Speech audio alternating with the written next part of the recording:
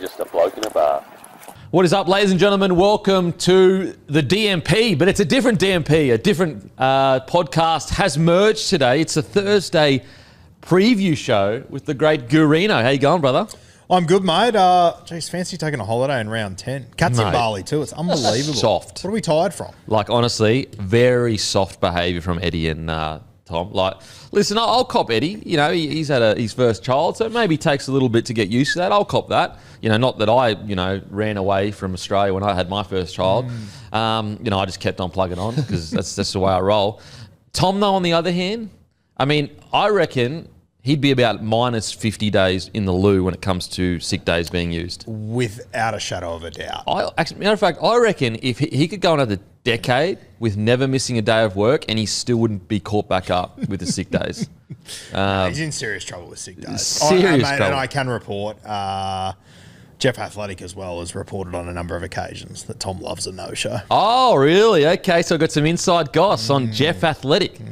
Shout out Jeff Not an ad. Not an ad, but one of the great fellas, and loves to scoop some shit on Tom like the rest of us. So. Top 5 fellas all time? Right up there. Okay, in the convo at least? He's in the conversation, without a doubt. Shout out. Some news. The Wellness Warriors gathering this Saturday. So I'll still be there, just not in person. I'll be there via Zoom, guys. Apologies, but my wife, we just got like a kid coming or something like that. So I think... that actually got moved. It was supposed to be next week. It's been moved to a different day. And so, I ummed and ahed. I was like, kid, turn up via Zoom or just go as a person. And then I said, you know what, I better stay for my child being born. So apologies for that. I am, all jokes aside, I am sorry. I wish I could be there. I will be there via Zoom. And obviously, the day still goes there. There is so many other, to be honest, the main attraction was not me at the day. There is so much other stuff going on. So get down there. The Wellness Warriors gathering, guys. It is Saturday. Coplick Family Centre, and it's a great day. Got a veteran speaking. Livin's going to be there. It's just going to be a really, really fun day. So make sure to get down there. I'm going to be there via Zoom. Registration on the day starts around 8:45, and then I think around 10ish is when the chats start and all the stuff that we've got going on. And then around 11, I'll be doing a Q&A and just talking about some stuff that I haven't talked about publicly. I'll be talking about it on the day. So it's going to be a really, really good day, really fun day. And also, what I can guarantee is if you come down on a Saturday, spend a couple hours, go about the rest of your weekend. It's not much of a sacrifice. And what I will say is you won't walk away disappointed. It's got a bloody good day. Wellness Warriors gathering this Saturday. I'll be there via Zoom. Make sure to get down. How are you feeling as far as waiting for child 2 compared to how you were for child 1? You know what's really strange is I feel like I'm betraying Rain, my son. I'm like, because you just create such a strong bond where you're like, it's you and me, bro. Like, it's just you and me against the whole world. Fuck the world. That's what I say to him every night before I put him in bed. So if he has any anti-establishment kind of beliefs as he grows up, it's because I've been telling him that the government's putting 5G in our brains for the last 10 years. I did love that video the other night where you spanned across the room and he had something over his head. Yeah, last night. Yeah, very good. That was last night. That. Yeah, good content. He imagines that if he can't see me, that I can't see him. Yeah, I'll back that. And also camouflage. He's upgraded, so he's a big dinosaur man, loves dinosaur. Will wake up literally in the morning and just start saying the word dinosaur. But now he's a dragon, so he likes to fly around with his arms. No, it's extremely exciting. What I am stoked about, once I get past that feeling of betrayal to Rain, I just can't wait. The fact that he's about 1.9 years difference to the next one. So they'll be close in age. They'll be able to hang out, do things together, hopefully make each other better at whatever they're doing. So very exciting, very exciting. I was trying to work out what the fuck 1.9 was, and I almost scrambled myself there. Oh, yeah. Listen, I'm not a big 19 months guy or yeah, right. Okay. I'd rather just say use decimals. Don't use the whole 19 months, 20 months. Just use decimals, baby. Anyway, guys, Saturday, Wellness Warriors, I'll be there via Zoom. Make sure to get down. It's totally free. And it's a bloody good day. And also, next Tuesday, 6 p.m., the blue and maroon jumpers and hats are dropping. Limited edition. And also with the sizing, guys, I usually wear a large. I can fit a large in these jumpers. You've actually seen me wear large on the panel a couple times, but I prefer a medium. So if you like your jumpers a bit tighter, these are a little bit oversized. Of course they are because they're sweaters. Just go down a size. If you like it a bit tighter, just go down a size, and they're outstanding quality. The people that we get to make these jumpers, they make other like high fashion brands that usually cost you like $220, $250 to buy that jumper. And I'm honestly, that's not even me like GST or exaggerating. Genuinely, these jumpers are exactly the same in regards to material, make, cut as fashion brands that charge quite a lot for. The reason why we can charge less is obviously we've got a big community. And so they're $99, $99.99 for everyone else, $89.99 for the Bloke Club members. And then the hats are $39.99 for everyone else, $34.99 for Bloke Club members. Make sure to join the Bloke Club. But the great Roo, what's going on, mate? Not too much, mate. I just had Sowie in about an hour or so ago. The great Sowie. We had a little segment about how to fix the Broncos. Oh, really? Good chat, which I thought we thoroughly enjoyed. We're going to spend an hour on it. People will love that. Yes, without a doubt. You stitched me up on Monday, actually. Because so? I tried to lean into Manly first, and you were like, listen, Broncos are the talking point. And then the first comment section was like, fucking Kempy talking about Broncos. I was like, listen, the fucking panel said. The panel was the one that said the Broncos are the talking point. Jesus. And we're pointing fingers again, which is back to the issue. Oh, wow. Here we are again. And first of all, another thing that I've got to blame you for, pointing fingers, is I'm going into all these really important meetings with this shit hair and having to excuse myself going, just so you know, guys, like, this isn't my normal hair. Like, this is what I have to wear because I'm a man of my word. And I got my hair dyed and I lost a bet. That's not my fault in any way, shape or form. It's Queensland's fault. It's Queensland's fault. Yeah, it is Queensland's fault. But they take accountability. They take accountability. They're going to win game 2 for me. How are you actually feeling going into that? Game 2?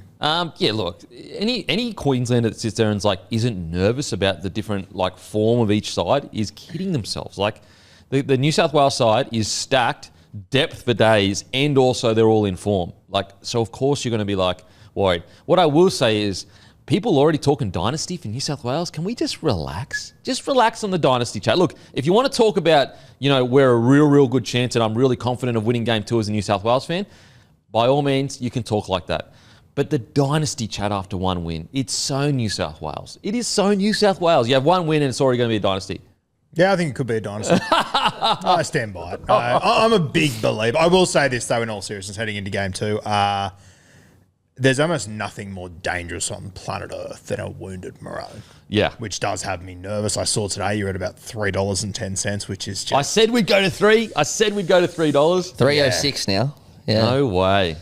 Yeah, Crazy. which is that obviously history, that scares me. What I will do, I would love there for it be to mark. Would love there to be a market for. I reckon Queensland will get the first 4 to 6 penalties. What, to square up for game 1? Or It always happens when whoever lose, because it just happens. Let's put it this way: go back and watch game 2 last year. New South Wales literally got the first 7 penalties or something like that, and it was like 20-0 by the end of it. It was like, all right, game over. I'd be shocked if Queensland don't get the first few penalties. I don't really lean into that sort of stuff. Yeah. I'm all about just the Blues playing their best, which I'm a big believer in. And well, listen, there's a lot of money riding on it being a game 3 to side. Let's just put it that way. And so... You love a tinfoil hat. Mate, come on. I'm here for it. There's a lot of quiche. Go back and watch game 2 and tell me they didn't get every single call possible. I think we're just the better side. You absolutely were the better side. I will not deny that. No denying at all.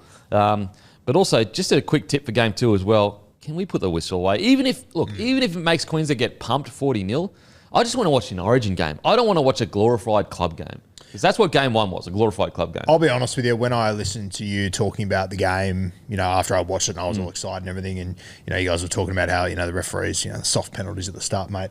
I was such a prisoner of the moment. Oh, you hating it? I was just like, shut the fuck up. We were better than you. Shut up. And then I watched the game back and I was like, oh, they were pretty shit penalties, really. Even the New South Wales ones. I agree with you. Yeah. But it's just, what? Just put it away. Let the boys go. Yeah. And and then my point with that as well is I actually reckon New South Wales would have won by fucking more if you put the whistle away. Yeah, I agree. You know what I'm saying? Yes.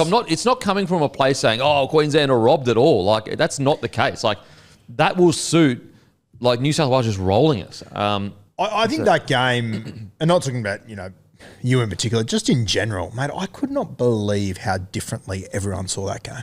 Yeah. The amount of people saying it was a shit Origin to watch, the amount of, I think it was one of the journos had DCE higher than Nathan Cleary. That was that's fucking outrageous to me. When I saw that, I was like, did they just watch him convert and then stop watching the rest of the game?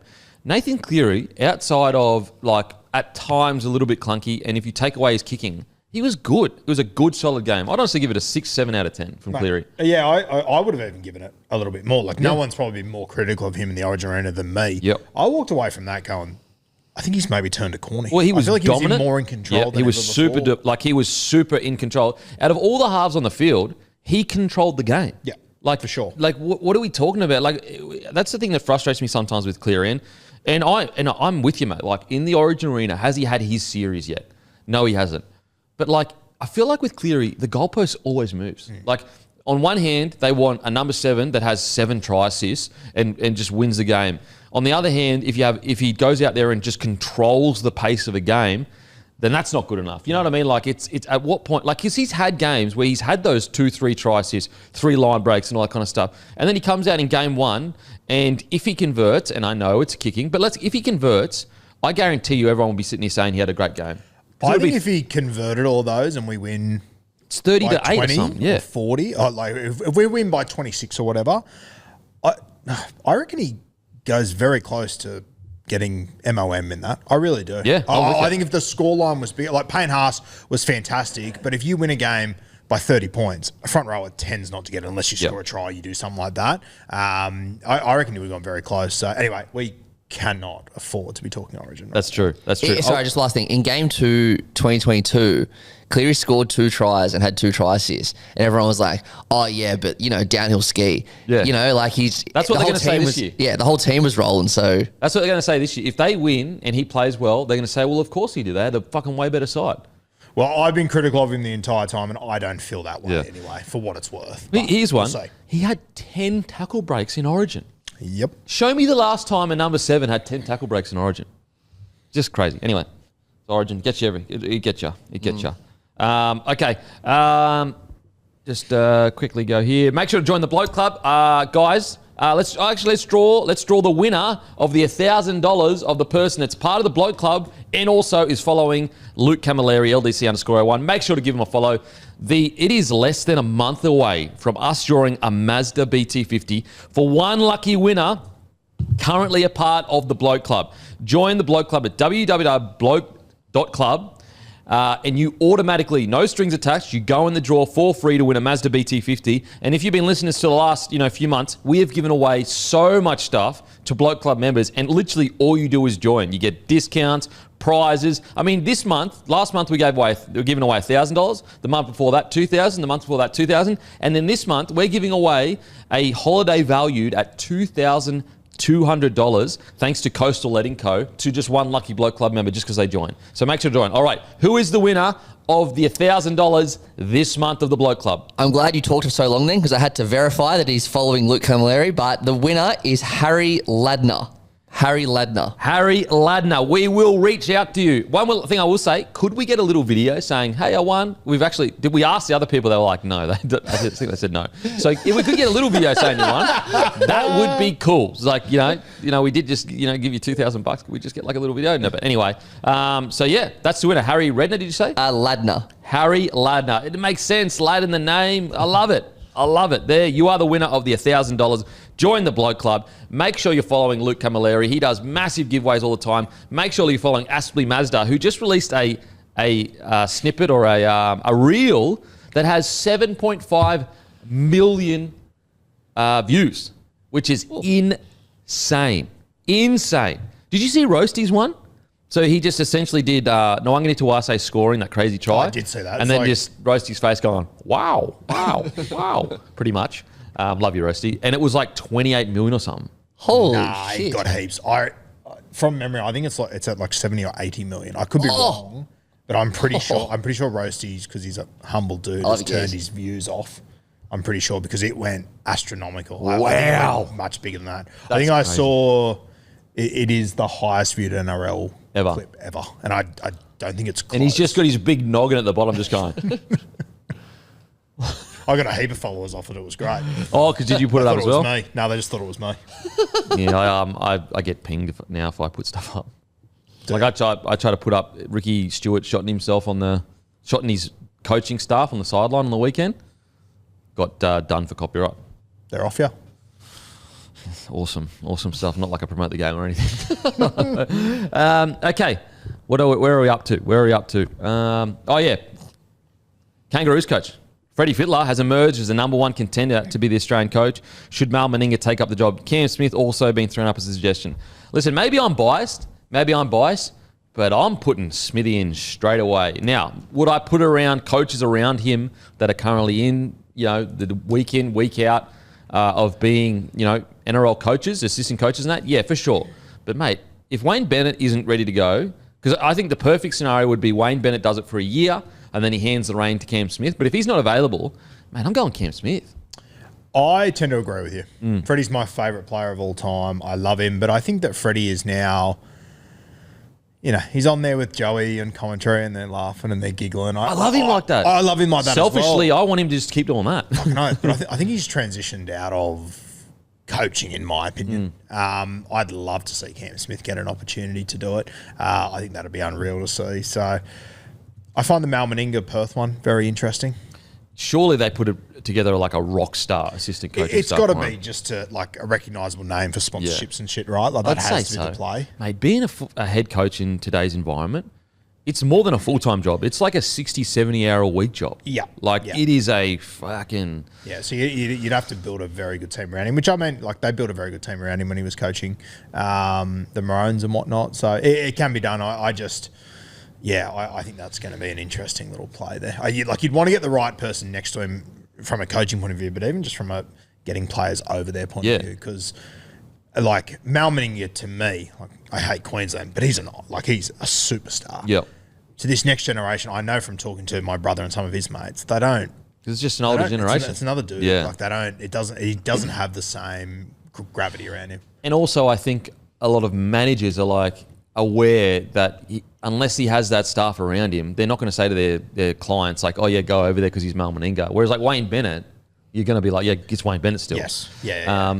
Just Mal to my brother and his mates is the guy that between games when they're having beers at the pub, he's in the background on the TV now. Yeah. He's not the juggernaut that dominated Origin for us. Yeah. It's so different. Man, it feels like yesterday, but it was ages ago. Yeah. Just back to the Kangaroos coach. As I said, selfishly to me, I hated seeing Freddie Fittler uptight, and I understand why he was with the Blues coach. Could you imagine being an Origin coach? Stuff that. Yeah. But I was the best thing about Freddie and Joey is when they're just loose, loving life, no pressure. And so selfishly, and I know I should be thinking about the nation and not myself, but I'll think about myself for a second. I'm I just want Freddie loose and having fun with Joey because I love that. I love that content. And I think that the pressure, I don't want to see him under pressure. Yeah, and I think, I'm looking at Slater at the moment. I wouldn't say he's under pressure, but he's under a little bit. Yeah, for sure. And I think that he's probably handling it a little bit better than what Freddie did when he was under big pressure. So I agree with you. I think Cam Smith would be great to see. We've obviously got the Ashes at the end of the year. I think as well, mate, just having a coach, a younger coach that was closer to how this game is actually played, I think that would matter quite a bit for me. I think, it'd be interesting to have Smith. A lot of people go, oh, you be careful, you could be a good player, but you might not be a great coach. I'm with Smithy, I just know that if he wasn't good, he would get people around him to make him good. Yeah. I think with Smithy as well, there's being a great player, which Smithy was, but then there's being a fucking unicorn, which is what Cam Smith was, where, you look at other great players in the game and, I'm sure a lot of halfbacks, 10 years ago when they come into the game would have been given tapes of Joey and whatnot. I just don't know if it would have even been beneficial to you to watch tapes of Cam Smith because it's just timing. It's just between the ears that he had that. I think as well, I think that quite often when I watch, and you can touch on this more because you know him well, but when I watch some of these guys like Joey and Freddie as well, when I hear them explain things on podcasts and shows, I don't think they're great at explaining shit because I think it just came too easy to them. Yeah. I actually think Smithy's actually quite good at it. The rare occasions he does it, I think he actually does it well. Yeah. Yeah, it's a really good point. Like Joey, for example, because it was just ingrained in his hands, to be able to ball play like that. Very hard to to express that. Like, it really is hard to get. Like, when he's talking to a young half, he's almost like, just do this and just do that. And the half's like, I just can't. Mate, I've spoken to halves that have said I've had these one-on-ones with him. Yeah. He's like, oh, just hit the outside of the post. He's like, fuck, I'm standing on the wrong side, so my wrong foot. You've got your phone and your wallet in your pocket and you're doing it with thongs on. Yeah, I can't do that. Yeah.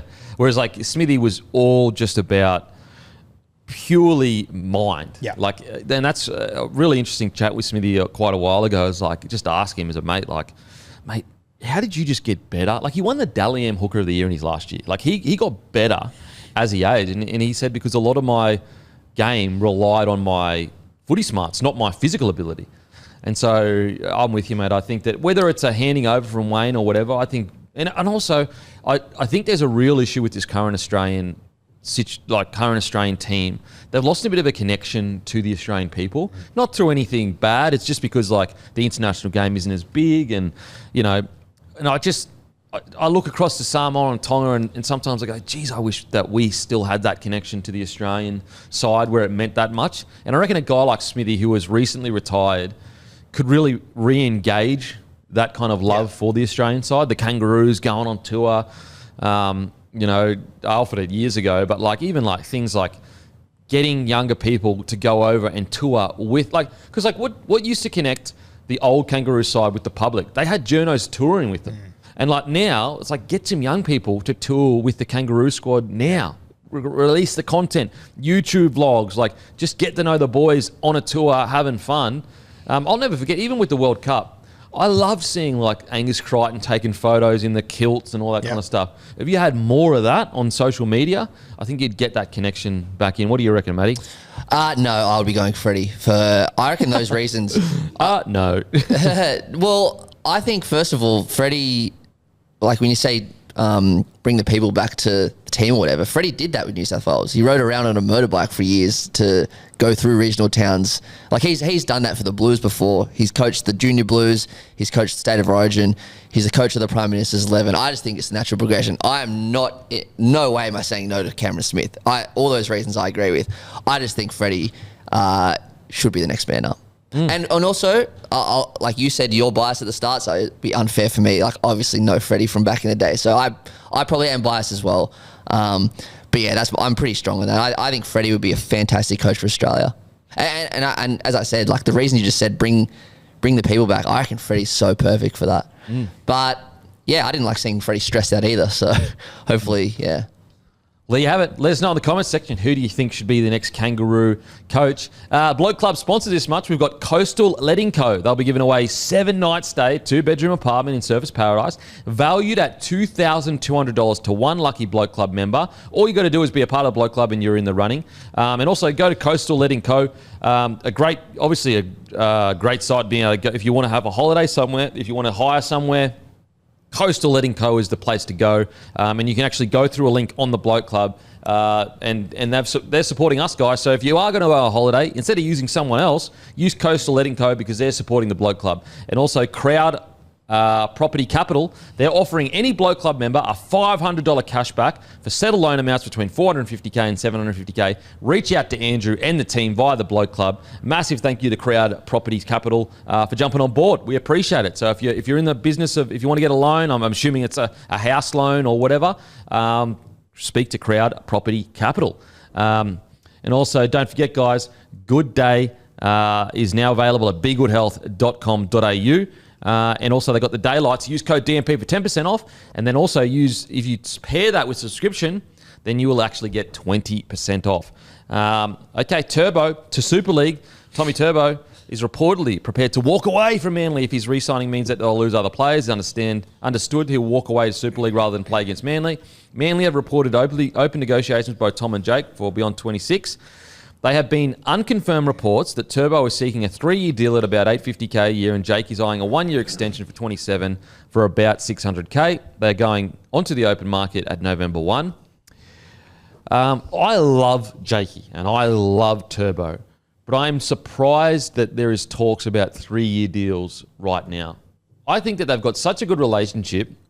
And look, to be fair though, if Tommy is sitting there going, no, I could get that elsewhere, so I want it from Manly, that's fair, I get that. Like, you've only got so many years of playing footy or whatever. But I actually think they should just take it. I know this is a bit harsh on Tommy, but just take it year by year at the moment. Like, if he's not going to go anywhere, he's not going to play at another club, then I think that, like, signing a 3-year deal, I don't see the benefit with everything how it is currently sitting to do that. I actually would be taking it year by year. Now, granted, as I said, the market, it puts pressure on these situations. And if Tommy is like, well, listen, I do want that 3-year deal and I can get it elsewhere, then I understand why Manly might kind of push to do this. But a 3-year deal in this current situation, I'm a little bit surprised at it. Yeah, I agree. Like, I think the 1-year deals would work well. I mean, also if I'm Manly, like, if you know he's going to go and play over in the Super League, like, it's sad to see him go, but at least I don't have to fucking deal with you on any other weekend. Yeah. I'm not going to play you in finals, so I'm sort of, I think, and Manly have shown they're not afraid to play hardball. You'd probably be happy to sort of call his bluff a little bit there, wouldn't you? Yeah, and just in this current, unfortunately, and it sucks. Like, we're talking about the game's best bloke, but the reality is like, I think he's averaged 10 to 15 games over the last 5 to 6 years. I'm just a little bit, and look, these are unconfirmed reports, so you don't know who this is coming from. Is it coming from a certain party to make Tommy look greedy? Is it, we don't know where it's coming from. But I personally think they've got such a close relationship. No, I don't think anyone in the NRL wants to see, I mean, I'm sure there are some people, but most people don't want to see Tommy playing for anyone else. But I think with such a strong relationship, I actually think it would be a benefit for both to take it year by year. And why I say for both is it's good, obviously, for Manly because their cap is a bit more flexible. But also, like, let's say Tommy comes back and he plays the rest of the season and then he plays a whole nother season. He should get more money because he's playing regular footy. He's good to go. And it's, I hear the thing all the time, like he's on his day the greatest player of all time, which I think there's a fair argument for that. But you even go back to 2021 when he had that he still did it from 15 games. Yeah, no, it wasn't a full season. Even that wasn't a full season. Yeah. It's so, we were talking about this a little bit on the Monday show, but Manly at some point are going to have to make a really tough call on what they do, because 3 years ago it was Turbo or nothing else, but now there's other guys there. Yeah. And I just don't know if you, like, let's say they did want to land around the 850 to 900K mark. I don't think you're going to win a premiership if you've got a guy that unfortunately is averaging about 10, 12 games a year on 850K. It's not good for your salary cap, no matter how good he is. Look, if he could get those 10 games to be finals, if he could say to me, look, I'll guarantee you 10 games in the finals, I'd probably do it, because I'd be like, hell yeah, we can win a premiership from there.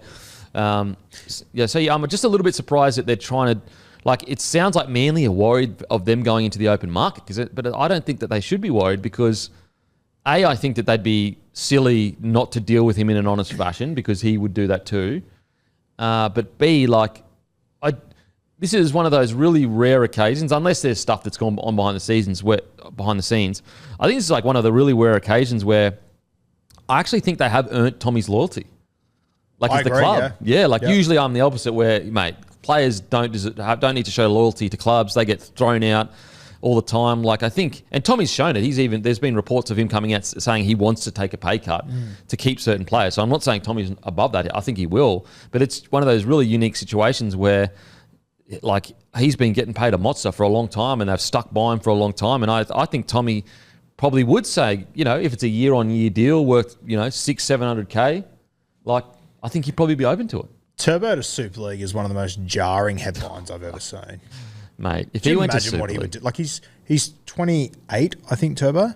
Bro. Like, if he was in the Super League before he was 30, what is going on? Like, if he could play week in, week out, he'd be scoring like 3 tries a game. Seriously. It's insane. Because he'd just be doing one-off hit-ups. Like, all he'd say is, "Oh, boys, get me field position on their try line." Yep. And, okay, the first time they might tackle me, I promise you in the 60th minute, they're not tackling Turbo when he comes in and unders line behind the ruck. Yeah, he would just absolutely terrorise him. It wouldn't be fair. It'd be ridiculous. Far out. What do you reckon, Matty? You're starting graving a man of steel now. Yeah. Yeah, the thought of that makes me ill, to be honest. And no offense to Super League people, but Turbo could be the best player in the NRL. Like, if I know he's injured all the time, and I just calculated since 2019 he's averaged 12.5 games a year, which isn't enough. And I don't think I've ever been more unsure on a topic in my life, because there's no way he's going to play for another club. And I think you're right. I think it's such a good point that they have earned his loyalty. I reckon that is a fantastic point, and I think he proved that last year when he tried to do that pay cut or whatever. that reported thing, 850. I don't know where that's coming from. You know what I mean? It's very The unconfirmed. whole thing seems a little bit. a bit weird that it's happening now. Like, do you really? I just can't imagine Tommy walking in now in this current environment saying, "I reckon I want a 3-year deal, 850k, 850k." You've rested me for 2 weeks, but I want a 3-year deal. It just doesn't. This is coming from the same bloke that apparently, not even apparently, I think it was quoted or it was confirmed that he literally asked to take. He walked into the office and said, "I want a pay cut." To down to like, was it like 700k? It was something like that, and they couldn't do it obviously because of salary cap. But I think they asked the question. I think they genuinely asked the question. And so I just get a little bit worried that this has been positioned to, and guys, just the disclaimer, this is speculation. The definition of speculation is I don't have any evidence for this. It's just me reading the tea leaves. I've got a little bit of a worry that this is being positioned to make certain parties look greedy. Well, there's form, isn't there? Well, you didn't need to say that, Matty. Come on. Yeah, Matt, like, wouldn't it be bizarre to see a Manly side in 2 years if all this, no Trbojevic and no Cherry Evans? Yeah. And just jokes aside, like, unfortunately, Matty, you are correct. Like, whatever side you fall on, like, if you agree with what happened or whatever, their last club legend, it didn't necessarily end in happiness. Let's just put it that way. And I think what they did with DCE, a lot of clubs do. It just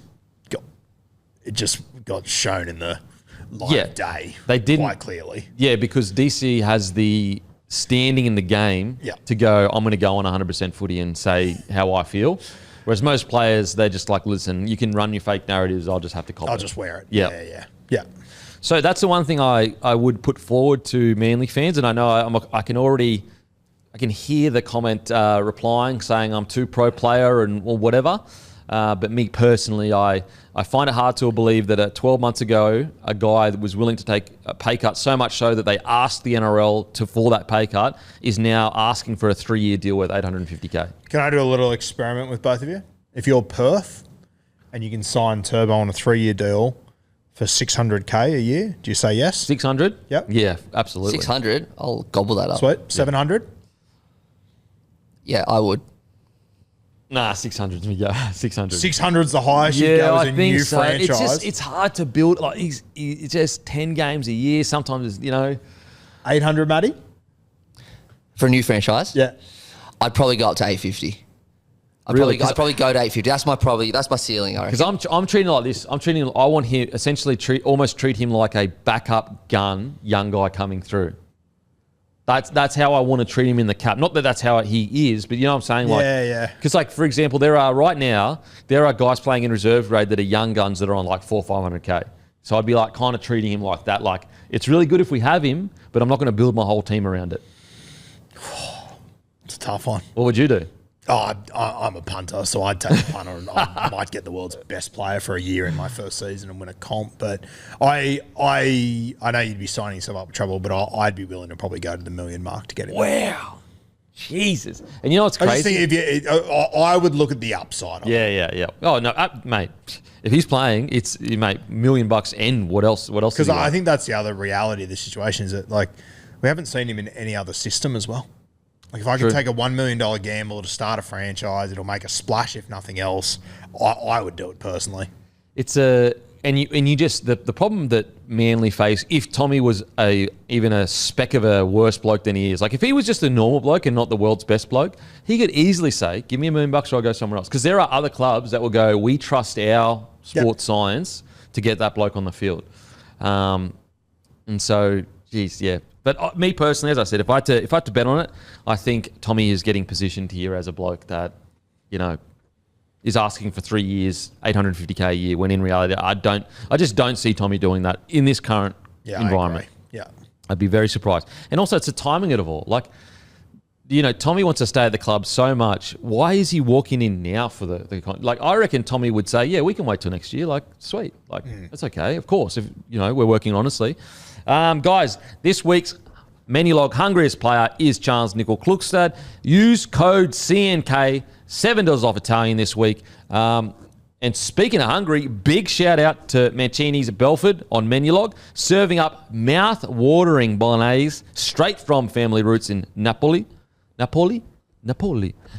So use the code CNK, Mancini's, or any other Italian restaurant for $7 off this week. Shout out to Mancini's with some outstanding bolognese, I reckon. I'll have to get onto that. Don't forget, give us a follow on the feed, guys. On the Sportsbet feed. As always, a massive thank you to Sportsbet. My feed is absolutely going off. We raised the bet, guys, 100,000 bet copies. 100,000 bet copies, and that's all thanks to you guys. And we're nearly at 30,000 followers. So let's get around it, guys. Let's get around it. Hopefully I can get some big wins soon. Hopefully. Give us a follow on Sportsbet feed. As always, don't be silly with your gambling, guys. Gamble responsibly. Only do what you can afford. Don't be silly. Just have fun with it. Small amounts. Okay, Lockie Galvin. He's been named in jersey 23. What an upstart. Thinks he's bloody Jordan. This weekend, will he play off the bench? Should he play off the bench or should he play New South Wales Cup? I spoke about this, I don't know, on one of the shows.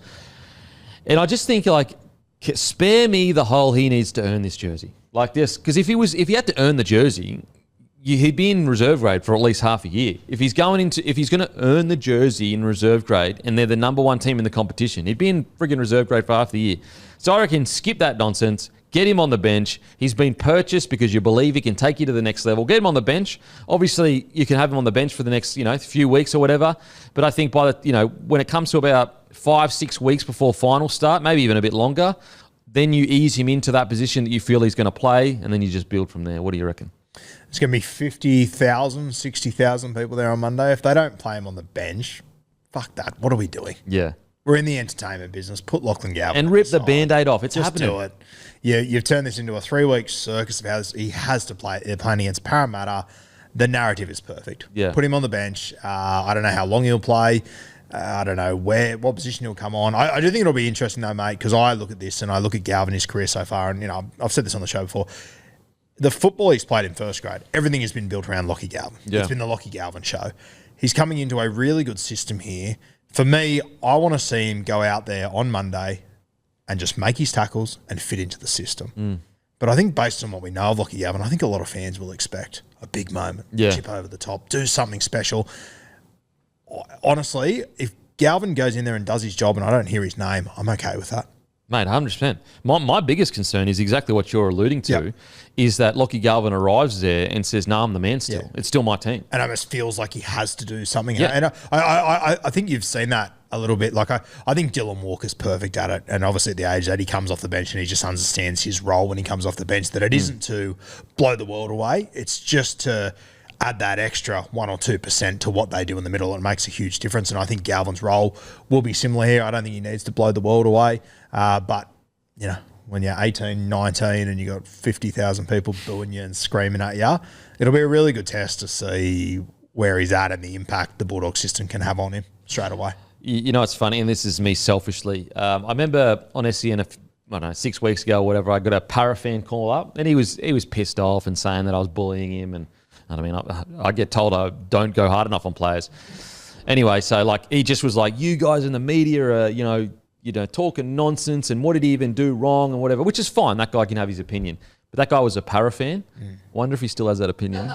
It'd be really interesting if he's still very pro. And look, maybe he is. And look, as I said, there's nothing wrong with having that opinion, even though I feel like it's a little bit not knowing all the facts to a degree.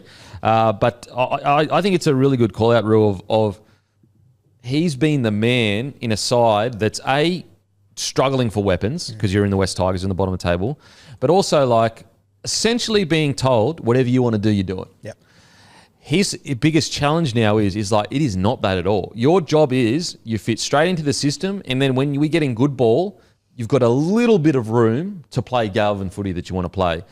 And it's going to be it might be a case of be careful what you wish for with Galvin. You want to go to a top-tier club. Top-tier clubs don't give you anywhere near the range to do whatever you want. That especially a team that the system is the superstar, not the player. And I'm not saying whether he will or he won't fit in, because I don't know. I don't know Lockie that well. But I do actually think, I don't think it's not talent. It's not fitness. It's not size. It's not defense. It's not attack. I don't think that's his biggest challenge, because I think he does have the ability to be a good, solid first grader in a top-tier side. But it is really the question of, are you a system player? Can you put the system before your own want to be a star or whatever? What do you reckon, Matty? I reckon this game is so interesting, just the fallout, no matter who wins the game. If he plays 10 minutes and they lose, you best believe that he's going to get blamed for the loss. If he plays 10 minutes and wins, there's going to be huge stories. And he plays well, where's he going to play? Who's going to drop out? Even this week, I think he's going to play this week, but are they going to have Hayward and Galvin both on the bench? Maybe. I don't know. Where he plays is going to be very, very interesting. But yeah, the fallout after the game, I'm so interested to see what happens. Who makes way first? Is it Marnie or Sexton?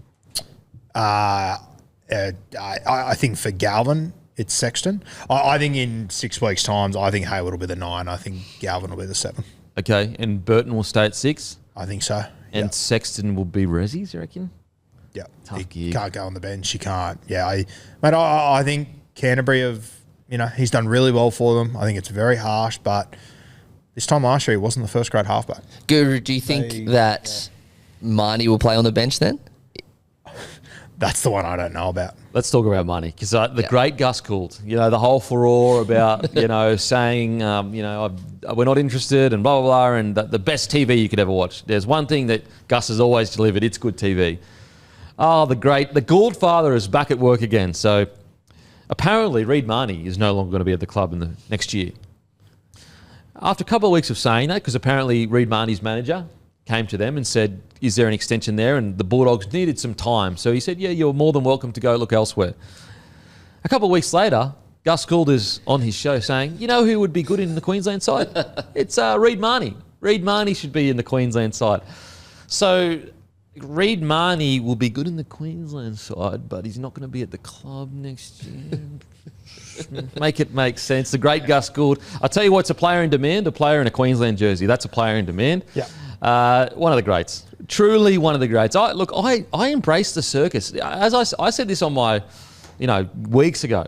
Guys, if you have an issue with people in positions of power in rugby league, in the media, that ship sailed 50 years ago. You would, honestly, there would be no panels anywhere.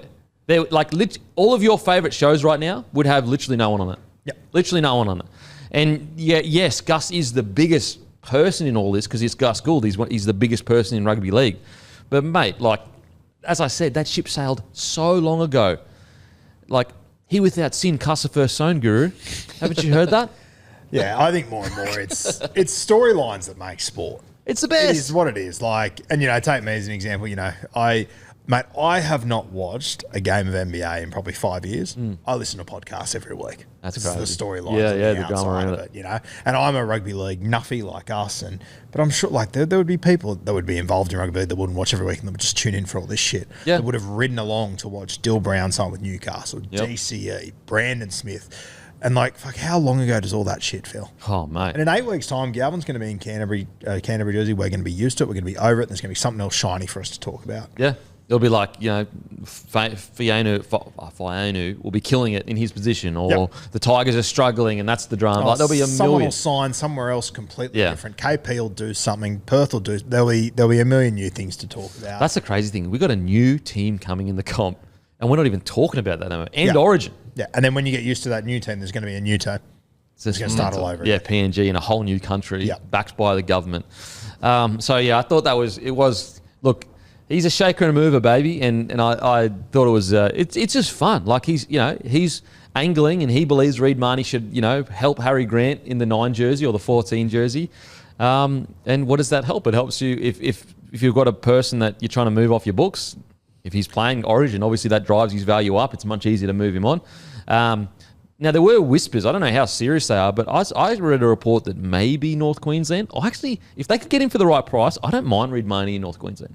Yeah, I don't mind that either. I don't. Apparently, they have got 1 or 2 young guys up there. I don't know enough about them as far as 9s, but I think it'd be a good fit up there. Sally made the suggestion on our show, he wouldn't mind seeing Sexton and Reid, both of them go together up to Newcastle, which I don't hate. Means you could actually play Dill Brown at 5'8". Phoenix Crossland could become your 14. And then whatever happens to KP, if he stays, if he leaves, you've got Fletcher Sharp back to fullback. Yeah, I mean, you look at KP, like he won a Dalian medal, with Jacko Hastings at 7, who's not a superstar, just a good solid half. Yep. I think that's what Toby Sexton is as well. Like, I think there's a world where that could be a decent little deal. I think Reid would fit in really well up there. Like, say what you want about Newcastle, their attack is dog shit, but they're tough. Yeah, they hang in bloody games. I like that. I don't mind that from Sowie. He knows a bit about footy, that bloke. He's not bad. Imagine discovering him. Sexton to Newcastle, because what I hope doesn't get lost in the noise of, because the problem at the moment is there are certain people that are trying to pretend like Sexton, just because he isn't the best 7 in the competition. We're so black and white in rugby league. It's like, if you're not the best, you're the worst. Yeah. There's a middle ground. And I tell you what, there's not many 7s that have gotten their team to on top of the ladder. You've got a good young 7. He's 23, 24 years old. If he can get the Bulldogs to the top of the table, why can't he get the Newcastle Knights into the 8? Yeah. And I know that's a different coach and a different system and different whatever, but Toby Sexton's a good quality. I'll tell you what, if the Broncos were to say, we couldn't get a deal done with Renault and Hunt's retiring soon, we're going to bring in Sexton for a year or two, I wouldn't mind that. Yeah, and I think, spoke about it a lot during the preseason. Like, Kyle Flanagan, I think he's a really good example. He's not a superstar, but you don't pay him superstar money. No. Neither would you with Toby Sexton. Yep. Both of them in the 8. These are the halfbacks that aren't in the 8 right now. Isaiah Katoa, Adam Reynolds, Jerome Luai, Nathan Cleary, Mitch Moses. Whoa. That's actually insane when you think about It's crazy. Wow. So I don't think there'll be any shortage of where Sexton will land. I think there are a lot of clubs that go, hell yeah, we'll take this bloke for, what do you reckon, 6, 7? Yeah. Yeah. And maybe his manager's just probably trying to get the best price at the moment. But I think there'd be a lot of suitors that would like him to come through. Galvin comes on the field, whatever minute this week. Do you think he comes on for Toby Sexton? Or does he move? Does he come into 13? Does he... if all goes to plan, there's no injuries or anything, which I hope there isn't. I want to see what their actual plan is here. You're right. What is the plan? Yeah. Who moves where? Does Burton go to 13? If they're up by 12 and there's 20 minutes to go, do you put him on? Do you need to put him on? I think you just rip the Band-Aid off. If you're winning comfortably, I think you just get him out there somewhere so that it's happened, it's done. Because the last thing you want is him not getting on, because that's a whole week of headlines then, isn't it? If he doesn't get on. Yeah. I think, and I don't think they'd say it, but I think Gus and Serrato privately, I think best case scenario is they're down by 6 to 10. They take Sexton off, they put Galvin on. Kills it. Or they just win. Yeah, they just win. I think that is, I think it's pretty evident that however you want to look at it, they've decided to go with Galvin over Sexton. I think that is the reality of it. If you can have a transition period where you've got all 60,000 fans in that one stadium and you can have a game that goes, okay, see what we're talking about? Yeah. I think that's the perfect sort of transition. It's a punt that you put him on and it gets worse. Could you imagine it gets worse? Could you imagine? Fuck. Oh my God. But I think Serrato and Gus would invite that situation personally. Do you think Galvin knows the system well enough to be put in a key position? Maybe that's a concern? Yeah, maybe. Does he know the system well enough to be put straight into a key position and run the team? And maybe they will put him on at even number 9. Oh, no, Bailey Hayward is on the side. That's another interesting one. How do you fit both those blokes on the bench? Gee, it changes their whole game plan. It changes everything. It's huge. It's not a small deal. Oh, yeah, just chuck Galvin on the bench. Since when is rolling in with a 7 or a 6 and another 7 or a 6 on your bench ever been a good idea? And I know Hayward can play multiple positions. So, yeah, that's a news. How will he be used? I back Serraldo, and he'll know what to do. He'll know what to do.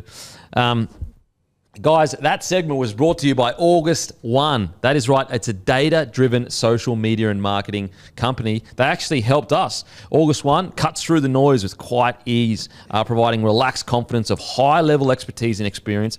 They're a bespoke service run by very, very smart people who love data and deliver real results. And when I say very smart people, the person running it used to be the head of Woolworths Digital. So, kind of all right. Kind of an all right resume, the head of Woolworths Digital. So if you are a business that needs social media and also marketing, data-driven, the best in the business, head over to August One. Go to www.august1.com.au. Also go to their Instagram, August One, August One _. And Yeah, they've already got clients like Goodman already, and they've only just started. So they are the best in the business. They've helped us. They put together some really, really detailed reports and given us a really good guidance of what direction we want to head at times. August 1, social media and marketing. Make sure to do it, guys. The best in the business, and it is founded by the former head of digital of Woolworths. So you literally cannot get higher in this country than that. Alrighty, on to the Broncos. You've got to go, though, Roo. You've got 4 minutes. Got 4 minutes in you, mate. 4 minutes in. 4 minutes to the best.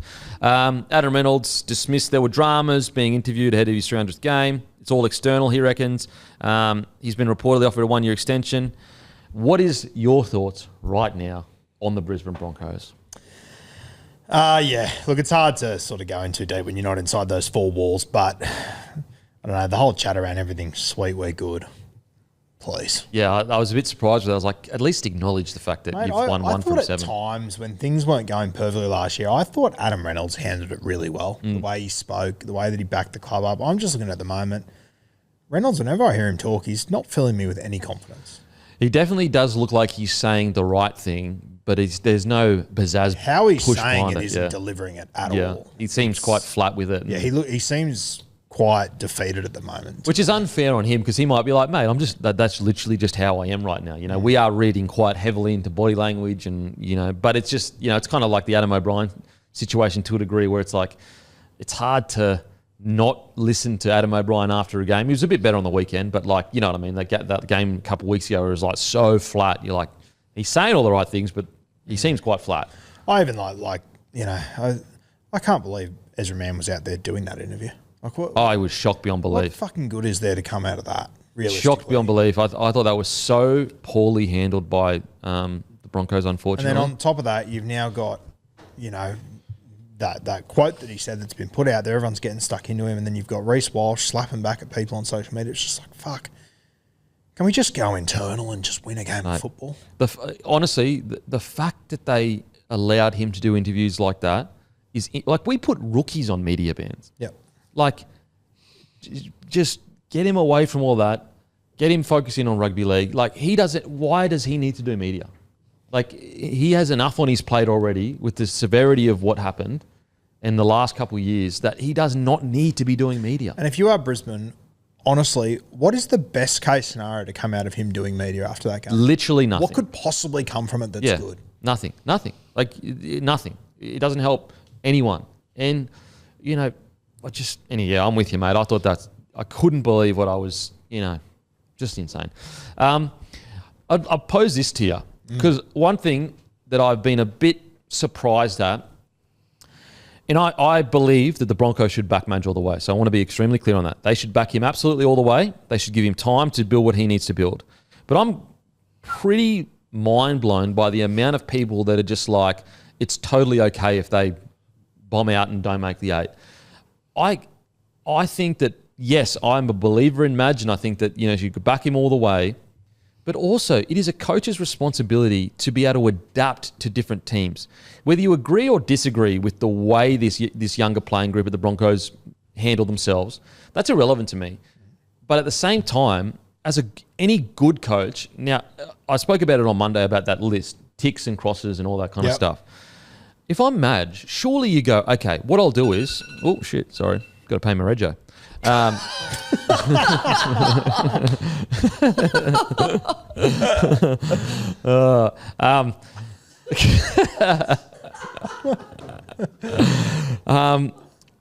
What I'm not understanding is like, if I'm Madge, I'm sitting there going, okay, I don't agree with this style of coaching, but I will coach this style with this group until I can get the new players in that suit my style.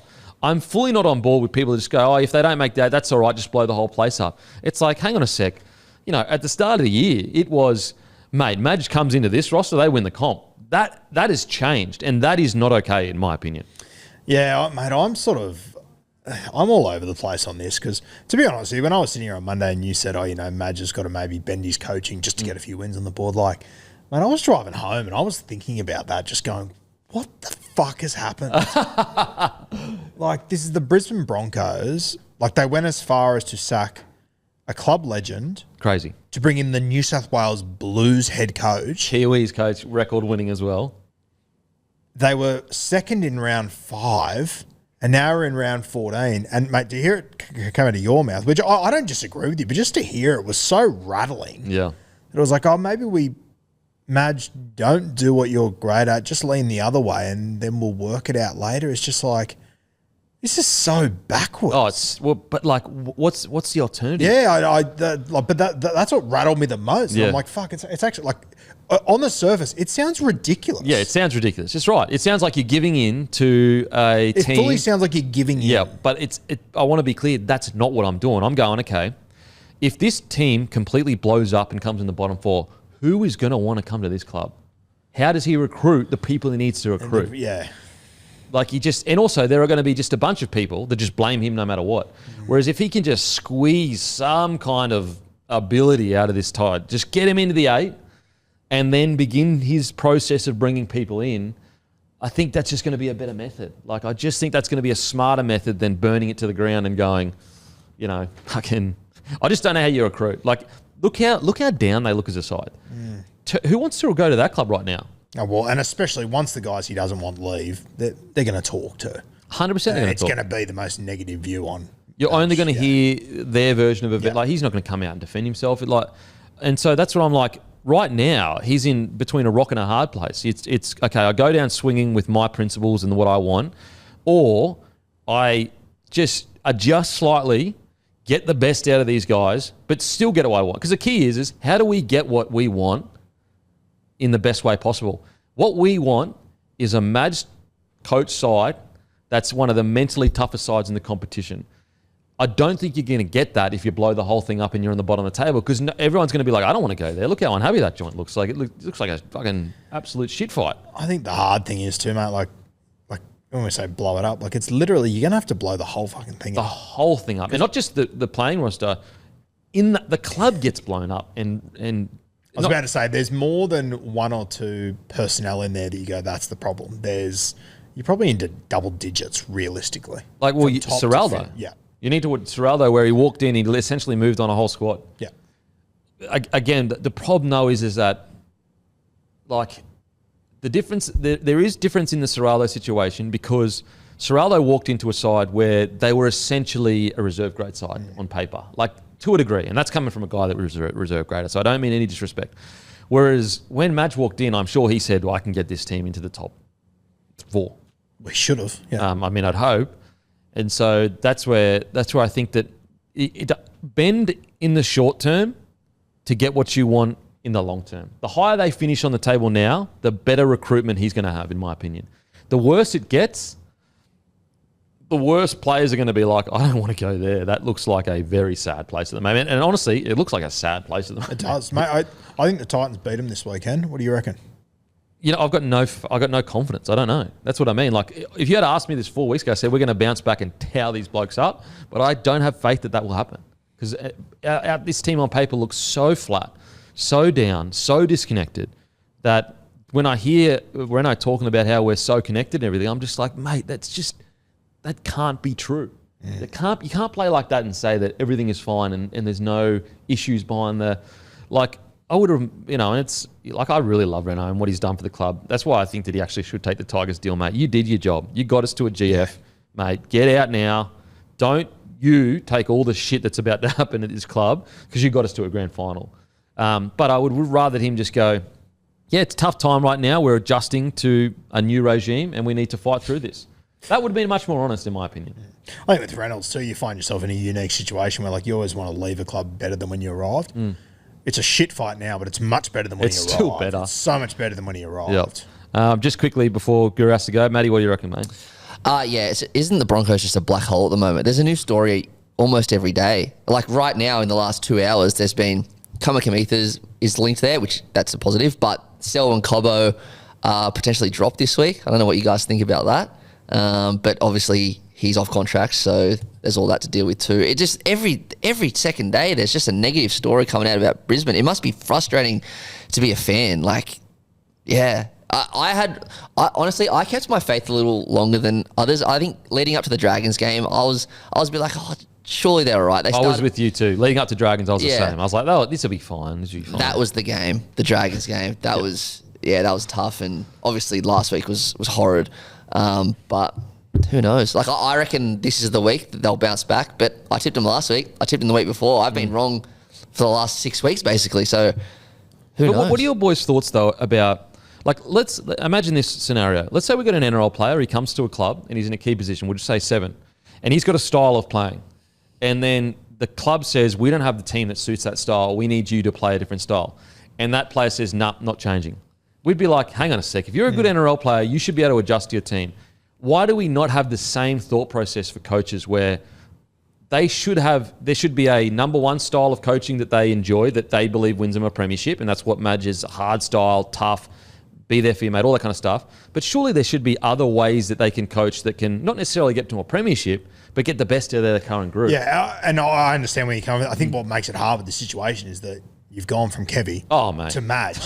And the reason for going to Madge was because we're going to be the top, we're going to be the Broncos that fucking hang in. You know, like when you make that transition and then go, oh, okay, hey, Madge, can you lean a little bit more to Kevy? Yeah. It just, I understand where you're coming from. I think it's the context around that. You know, you went and got the guy who, you know, toughened up the Kiwis to beat Australia. You went and got, like, mate, the Blues in game 1 last year, like, how on earth they competed in that game? They nearly won it at They points. nearly won it. Yeah. It was ridiculous. And they came out and win, you know, Suncorp game, all that sort of shit. Like, his teams are built off having a tough underbelly. And now, like, mate, we're only halfway through the season. Oh, mate, it's crazy. And you go back to round 1, you go through their 13 you picked for round 1, there was 2 dudes in that team you would have gone, what the fuck are they doing there? Shibasaki and Jack Goss. And they showed underbelly for the first 5 weeks. And you went, okay, they're 2 of the best. And funnily enough, Shibasaki's probably been our best player. He has been. He's been good. And like, with all due respect to Shibasaki, very rarely has he looked like a first grader in the last 6 years. But under Madge, he's brought in and he looks good. You know, Payne Haas is looking great up there. Pat Carrigan's looked really good. But because of the other ones that There's clearly a core here and there that just are not on board. And it's kind of poisoning out to the rest of the boys. And I think you're right, because go back to 2014, they had Sam Burgess and they followed him. Go back to the 30-0, they had Fisher Harris. They followed, like, go back to the Blues last year. Like, I know he didn't play much, but they had Jake Trbojevic. They have Carrigan and Haas, but it seems like, because they're busting their ass every week, it just seems like some players aren't really following them. We said it on Monday as well. Like, mate, the amount of times Payne Haas was cleaning up tackles or in the in-goals, and I know he dropped the ball early, he had the missed tackle on Leo, I get it. But, like, fuck me, the guy's... Seriously. The guy's done got more man of the work match in than Origin anyone 3 in days the last 3 weeks. But, Well, he just won man of the match in Origin as a front rower. That's how good he's going. Yeah, like, that's your measuring stick. Under Michael Maguire, Payne Haas has gone to another level, winning a man of the match in Origin. He's never won a man of the match in Origin. Matter of fact, the knock that I didn't agree with, but even last year, people saying, oh, he hasn't been anywhere near what we know Payne Haas can be in Origin. Now, all of a sudden, he becomes that man. And so I already know people are going to misinterpret what I'm saying. I am not saying in the long run, Madge needs to adjust his principles and his coaching style. I'm just saying with the cattle he's got now, go as good as you can, make your slight adjustments, and then you put your crosses behind the blokes that don't fit in. And then when you go into market and you pull that sheet back out, you move those blokes on and you bring in people that can fit your coaching style. And then in a year or two, you're not making any adjustments. You are coaching exactly the way you want. And I will say, even though it is different with Ciraldo because he didn't have as good team on paper, but that's what Ciraldo did though. He literally just got in guys that were fully on board. I mean, so much so that there's Bulldogs players that will tell you openly, when Ciraldo first got here for that first year, I was like, I don't know if this all works. It doesn't make sense to me. Kiraz will tell you, Max King will tell you. So it can work where you can, once you get those players in on board, it'll just be night and day. But I just think because the Broncos are in a little bit of a different position where there's more expectation in the short term, therefore there is more pressure, therefore, you know, the last thing you want is people to saying, oh, we need to move Madge on, because I just don't agree with that. Even if he burns it to the ground this year, I still don't agree with that. I'd still be like critical of Madge. I think that this team, even if they don't play the way you want them to play, you can get them in the 8. And so I think that in the short term, slight adjustments, but in the long term, the plan is always this will be a Michael Maguire side in year 2 and 3 kind of thing. The further you get away from it, and, you know, obviously the 240, time was bro, pretty 240. fucked. Yeah, I'll go straight after this. Isn't that grand final just turning out to be the worst thing for you imaginable? Yeah. Like, just on so many fronts that it Changes set everything. this expectation that, oh no, like, they should be lifting a trophy. Yeah. And that's actually a point that I brought up on Captain's Run. There is an argument that this roster on paper isn't as good as we think it is. Yeah. And I first of all, I want to say I'm not making an excuse at all. They're still a bloody good roster, but I do think that even me, I overestimated what... Because when you actually, go through that starting side of who's in the top tier of their position, there actually isn't that many. Whereas, you go on these other rosters, like, for example, the benchmark is Penrith, and I know they're good at the bottom of the table, but they have the best in their position in like 5 positions. Like you could argue Liam Martin's the best backer on the competition, at least in big games. Cleary, Yo, To'o, Edwards, Fish. Yep. And then you could go across to the Melbourne Storm. You could go Munster, Pappy. Pappy's up there in that tier. Eli Katoa, Harry Grant. You know what I'm saying? Whereas when you go through that Broncos roster, I think that, and I'm guilty of this, guy, so I'm putting my hand up. They have the potential to be the top tier, but did they ever get to that top tier? I'm not sure that they did. You got Payne Haas top tier, Paddy Carrigan top tier, Reno in the back end of his career, so he has moments where he's top tier probably. Benny Hunt, he's obviously a bit past, he's a bit older. Yeah. And everyone outside of that, they're not in the top tier of their position. Matter of fact, look how many players made Origin. Yeah, exactly right. All right, there you go. Been a pleasure. See you later. He's going to just bag my team and leave. Thanks, mate. Appreciate it. That segment was brought to you by Code Sports. Go to codesports.com.au/bloke. Use code BLOKE and you will get the whole year for $49. What a deal. Go to codesports.com.au/bloke. Use code BLOKE. You get the whole year for $49. Thanks, Roo. Appreciate it, mate. Fuck you. Reece Robson is in doubt to play this week, given he's under an injury cloud. If he gets ruled out of Origin, who should play? I'll tell you what's crazy. That snippet went nuts. Did you see how many views that snippet got? I did not actually know. Oh, I'll show you because you're a fucking dog. Okay, 152,000. Oh, shit, really? 270 comments, 3,500 likes. I guess it's such a contentious thing that no one's really thought about. No one's really had to think about it until yesterday, basically. Well, and I did a poll in my story just to get a feel. And so there were, I'll just get up, sorry. There were a total of about 3, 4, 6, 7, 8. Let's just say 9,000 votes. I'll say 10,000 votes. And 47% said Coruscant should be the replacement. Interesting. So, okay, there's Brayley, Kenny, Egan, Coruscant. Put them in order of what they got voted. Oh, so not my order, what they got voted? What they got voted. What you think they got voted. And I've just given number one away. Okay, so I reckon it'd go Coruscant. I know the Waz fans are loud, so I'm going to go Egan. Then I'll go Brayley, then Kenny. Oh, damn. I thought you would have got stumped on the Egan.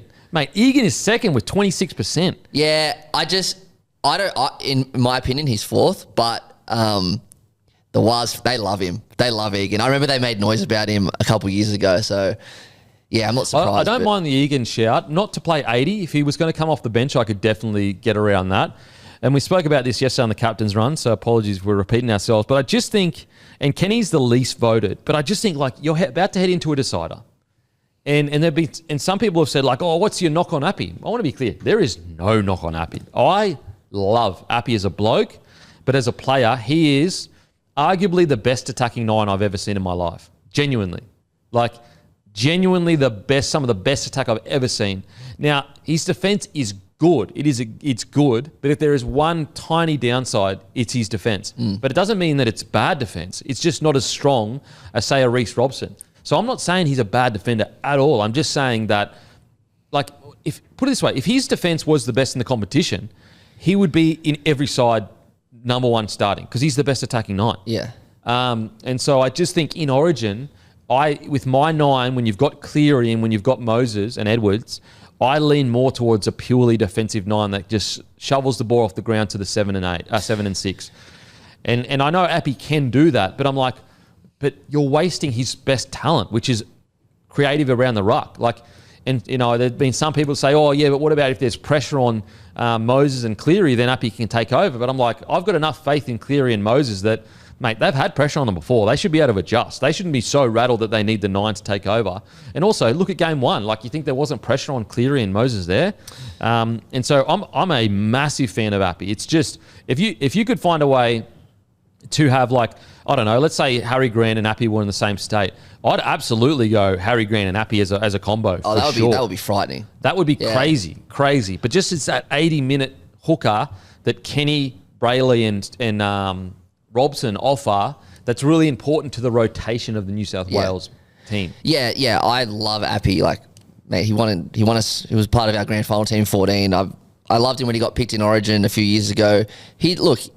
I know he did get found out in defence in Origin at some points. Like, it just did. He's a small body.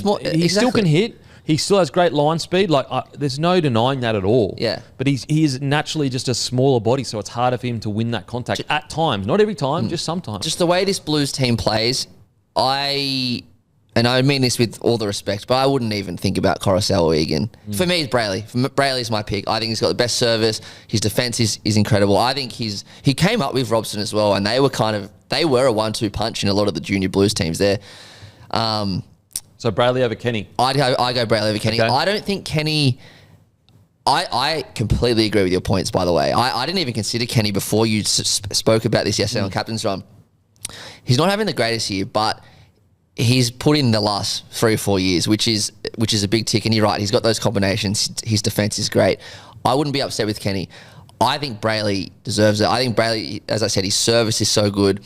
His defence is good. He's also the most durable player in the NRL, which is crazy. I think he's missed 1 game ever, and he got rested. He's on 115 games straight, and he got rested. So, like, it could be more. Yeah. I think Brayley is definitely my pick if Robson goes down. Yeah, okay. The only worry I have with Brayley's is a decider.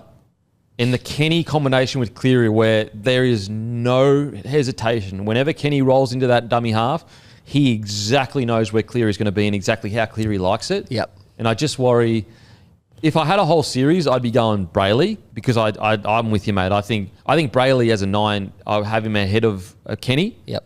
And I also think Brayley is severely underrated. Severely. Like, think about in a side that essentially has been top 4 for a few years now. There's been questions about a Dally M7 or whether he's 6 or 7 or whatever. There's been questions about Trindle, one of the better young guys coming through. There's been questions around Kennedy, who is now currently in the top 5 in the Dally M. There's never been a question about Brayley, ever, in the Sharkies team. For sure. He's, like, since he's debuted, he's really slowly built into this player. And I think he built into it so slowly that people are kind of not realising how good and important he is. Mate, think about, as a Sharkies fan, you don't even think about the number 9 anymore. Exactly. There are, like, all these other teams that are, like, top tier that are thinking about the 9 and, could we do this and change this or whatever. Like, he's just automatically locked in every single week, giving you an 8 out of 10 every week. Look, I will say Kenny and Brayley are so close that I'm happy with either. I really am. I'm happy with either, for sure. I think it's a clear 1 and 2, though. Like, just the way this team plays, I wouldn't be considering Coruscant or Egan. I love them both, but just for this particular team, not for me. Yeah. I will say, like, if they did go Egan or Coruscant, I wouldn't be, like, blown away negative about it at all. I'd be like, okay, I can see, like, I can see them making it work for sure.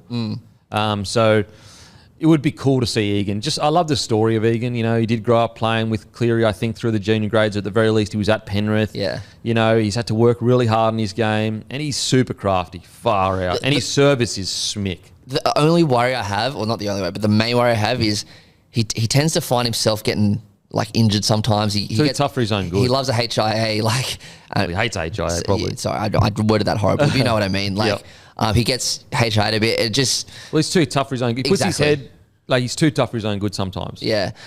So that is a huge concern for me. But, yeah, for me, it's Brayley or Kenny. Would be cool to see him in a Blues jersey, though. It'd be an incredible journey. Yeah. It'd be good for the Warriors as well. So, yeah, I think it's... I think that I can't wait to see what happens. Look, I think Robson will be fine. It doesn't seem like he's really... I think he's more in doubt for this week, and obviously that puts a cloud over it. But it doesn't seem like... Robson doesn't get enough appreciation for how good he was in game 1. And also, all of his Origin games, Robson's been outstanding. He's been incredible. He's like, been so seriously. Good. So great service. You're never worrying about Like, even this year, his form at club hasn't been great, but everyone was like, automatically picked. Because his defence is just, it's such a difference to be able to go, look up, and you've got Reece Robson you've got to run out compared to a smaller body. Now, don't get me wrong, I don't necessarily mean a smaller body is a full-on squat or anything. I'm not saying that. But Reece Robson is just such a big, thick body. Yeah. He's basically a lock. He's a big boy. Yeah. Okay, don't forget DJ Grumpy, June 7th, Hamilton Station, Newcastle, playing from midday. And June 8th, Sunday Assembly, Tribute Boxing, 47 Dawson Street, Brunswick in Melbourne, 9 a.m. till 10:30. DJ Grumpy will playing and Grumpy Coffee will be provided between 9 and 10. Make sure to grab your Grumpy Coffee today, guys. Beautiful, beautiful coffee. We've got everyday blend. We've got the very Grumpy blend. And trust me, once you try this, you will not... We have literally a 70% return rate. That is unheard of in e-commerce. Unheard of. That's how good this coffee is. So make sure to give it a try. We've got pods, we've got ground, we've got whole bean. It'll get to your house in 24 to 48 hours. And also, it supports the platform directly. So if you drink coffee, give it a try. Give it a try, see how you go. Josh Papalii, he's 300th. He'll break the club record for most games for the Raiders this week. He joined Jason Croker's record of 318 games last week against the Roosters and will break the record this week against South in Canberra. Favourite Papalii moment. It's not just one moment. There was a period there where not only was he a front rower that would do all the things front rowers do. Dominant, strong, never back down, win the contact, win every set that he was a part of. He would make that big run that would change the momentum. The amount of Origin series that he dominated, the hardest arena in the game he dominated. He would literally win matches with tries. And maybe there have been other front rowers before him that did that, but all I know is at that time, he was the only front rower that I was watching that was winning games with match-winning tries. And I know you're already thinking about it. It was against South, down in Canberra, in a finals game. You can talk about it. Incredible. Obviously, at the time, I hated it, but obviously, let's put that aside. This is about Canberra and Papalii. That moment... That's one of the best moments in the history of the Raiders. That was their first grand final since the mid-90s, I'm pretty sure. And, the first, grand final time they qualified. They had been starved for success for so long. The Ricky Stewart era had been building and building and building. And it was such a fun ride, the up the milk year. I think everyone except Roosters fans were going for him in that grand final. And to get to a grand final... And it was him who's put his body through everything for the last, 8 or 9 years for that club. And he was the one that kind of broke the drought for him. I think it's incredible. And it's definitely, you're right. I think the next year is against the Roosters in a prelim it might have been, or a semi-final. He scored the first try of the game. He's had his big moments. He was so important to that kind of 2019 era. And yeah, I used to hate's a strong word, but as a Blues fan, because he'd be not killing it at all for Canberra, and then he'd just come in and just kill it for the Maroons. Yeah, he looked at Paul Gallen and just put a target on him. Paul Gallen's our State of Origin captain, not just in Origin games. He did it for the Raiders against Sharks. He's one hell of a player, and to play 319 games in the front row. It's remarkable. Yeah, he is an incredible player. And maybe you can find a game where he lost the physical battle, but I tell you what, I can't remember one. I can't remember a time where Prime Papalii lost the physical battle. And even to this day, even today, he comes off the bench for the Raiders at times and changes momentum. Yeah. Against the Warriors, I'm pretty sure he came off the bench and completely changed momentum, if I recall correctly, at least at one of the games in the last few weeks. And also, he's a really good story. Rugby league is a game of second chances. And he's a really good story for a lot of young men out there that they might make mistakes early on in their career, but if you give them a second chance, you show them the right way to do things and, the right way to get your life on track. He did that. He really did that because he had some stuff early in his career that, he probably, as a young man, he just made some mistakes. And a lot of other games would have thrown him to the curb, but rugby league didn't. And now think about how many young men that love rugby league and women that can look up to Papalii and use him as guidance of how to go. Me personally, I have him and Glenn Lazarus in the front row for the greatest ever Raiders side. Oh, 100%. 100%. You have bloody good team because you got people by the end of Tarpan's career, he'll be up there. You got Bradley Clyde at lock. it's a stack side. It's a stack side, and it just shows how good Papalii is. Because and also, like, look at Tarpanir's career. Like, that's Papalii has had a big role in that. Like, exactly. We've spoken about it. Yeah, Tarpanir was his understudy. Tarpanir came from the Knights. He was a really good player with a lot of potential, but he just hadn't hit his straps yet. It was his years under Papalii, and I'm not taking any credit away from Tarpanir at all. But it was his tutelage under Papalii that turned him into this great player. And I want to make sure that, yes, it was Tarpanir's hard work that got him there, but I'm sure if you ask Tarpanir, I'm sure he's the first to say, I learned so much off a guy like Papalii. Absolutely. Like, even in the Origin arena, like, if you were to have him in your best ever Origin, Queensland squad of the modern era, at least in the Queensland squad, I mean, I wouldn't push back that hard on that at all. Yeah. That's how good he was in Origin. Especially because he started on the edge, but also like he's gone through a couple of eras. Like he was in that weird like kind of Queensland transition period. I love that Ricky Stewart has started him this week because he's been playing off the bench all year. Yeah. But him and Tarpanir are starting together this week. It's just great. Yeah. It's awesome. It's a great story. Good. And he's a legend of a bloke. So happy for him and what an incredible career. Like, what an incredible career. Absolutely outstanding. And we always talk about, look how great the Raiders culture is. Well, guess who has a big play in that?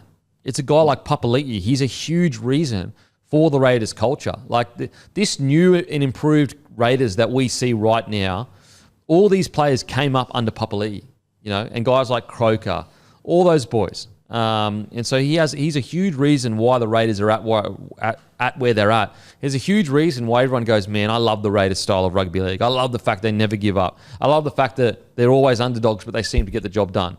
Papalii is that guy. He's the one that laid the platform. So yeah, stoked for him. Absolutely just on that Queensland thing, he debuted for Origin in 2013. So that's during the 8 in a row. Yeah. Absolutely. 2013, he was there for one game in 14. He was there for one game in 15 where they won the decider 52-6. And then pretty much from 16 onwards until he stopped, he was in that team. And it was a big part of the 2020 squad as well, I'm pretty sure. Yep. So, if you wanted to have him at the wider squad of some of the best Queenslanders in the modern era at least, like in the last 25 years, wouldn't push that far back on you. Papalii at his peak was a problem, absolute problem. Maybe it would be in the extended squad, but he was so good in Origin. He had so many big moments in Origin. Well, I'm glad you said that. And like, it's funny when a losing player, how a big moment that they did gets forgotten because they lost. Like, for example, Stacey Jones's try in 2002 grand final. Now, people haven't forgotten that, obviously, but if they won, it'd still be played forever. I know Cody Walker threw the interceptor, but he scored an amazing try in the 2021 grand final. Papalii scored, I think it was either the match sealing try or the one before that in the 2019 Origin decider. And then if it wasn't for Teddy scoring that crazy try, then that would have been a series-winning play almost. Moment. Yeah, absolutely. Got it back in the contest, absolutely. Massive congratulations. Alrighty, KO Fox League exclusive games in round 14 are Storm versus Cowboys Friday 6 p.m, Sharks v Warriors Saturday 5:30 p.m, Broncos v Titans Saturday 7:35 p.m, Raiders v Rabbitohs Sunday 2 p.m, Bulldogs v Eels Monday 4 p.m, and football is coming back to KO with the FIFA Club World Cup just around the corner. All 63 matches starting June 15th will be available to stream live for all KO customers. This is the first time the tournament will feature 32 teams competing to be crowned world champions. Some of the biggest stars in world football participating include Messi, Haaland, Kane, Mbappe, Cole Palmer. Get on board today. And I could be wrong, but I'm pretty sure this is the first time KO has had the rights to the FIFA Club World Cup. I could be wrong, but there is just so much to watch on KO. It's unbelievable. So if you love soccer, tune in. The FIFA Club World Cup, it is on June 15th. If you love sport, you can't miss it. It is on KO. I had a Storm fan DM me during the week because last week I said that on KO I found all these KO minis going back to 1966. And he jumped on and watched the 1999 grand final, the 2012 grand final. So if you just want to relive some old games, they're all on KO. Honestly, I know they're a partner, I get it, but I freaking love KO. I understand there are other ways to watch rugby league, but the ability to pause and go back and watch replay, it is just sick. The fact that you got all these documentaries just on the go, ready there, I actually love it. I love it. And to be honest, I've always watched footy on KO. As soon as I had the opportunity to do it, because I'm a big PC guy, as you guys know, big PC guy. I've got my PC connected to my TV. So people always go, how do you split screen? Like the KO app doesn't have it.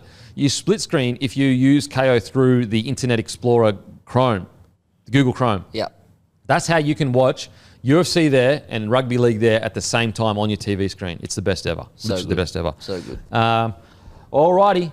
Guys, don't forget to join the Bloke Club. As always, a massive shout out to Coastal Letting Co. If you need a holiday or whatever, Coastal Letting Co. is the place to go. They're giving away a 7-night stay in 2-apartment and bedroom in Surfers Paradise, valued at $2,200 to one lucky Bloke Club member. So if you're looking to let something out, or go on a holiday or whatever it is, use Coastal Letting Co. because they're supporting us, support them. They're supporting us, so make sure to support them. And they're actually based in Surfers Paradise as well. If you are a small business and you've got a small marketing budget, give us an email, Miles, MYLES, @blokeinabar.com, and join the Bloke Club so you can be a part of situations like this, like Coastal Letting Co., Coastal Letting Co., and then also Crowd Property Capital. And Frey Skincare was last month as well. But yeah, I'm just at their site now, Coastal Letting Co.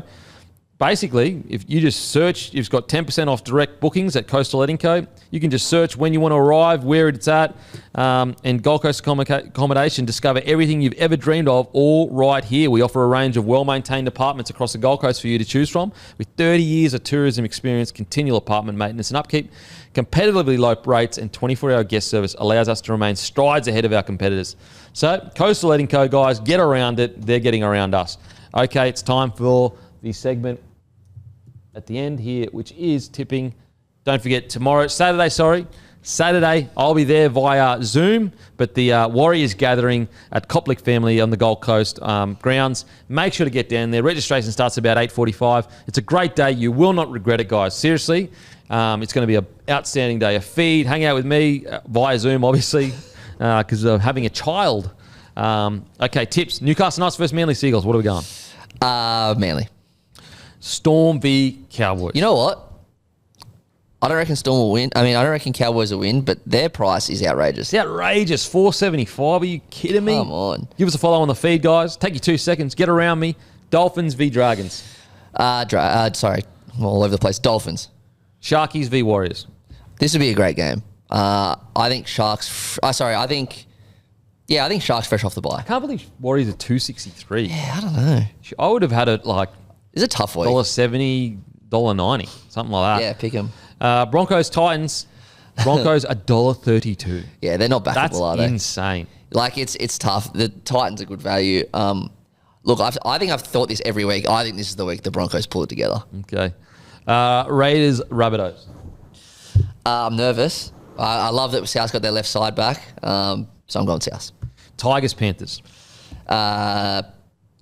Jerome Luai versus Penrith. That's awesome. I will go Penrith. Dogs, Eels. Doggies. Alrighty, don't forget, next Tuesday, 6 p.m, the Maroon and Blue drop. Do not miss it. It is the best way to support the platform, guys. Our Monday show that's usually on Monday, it will be on Tuesday because obviously there's a game on Monday, so make sure to stay tuned for that. And as usual, I'll go and fuck myself. Thank you.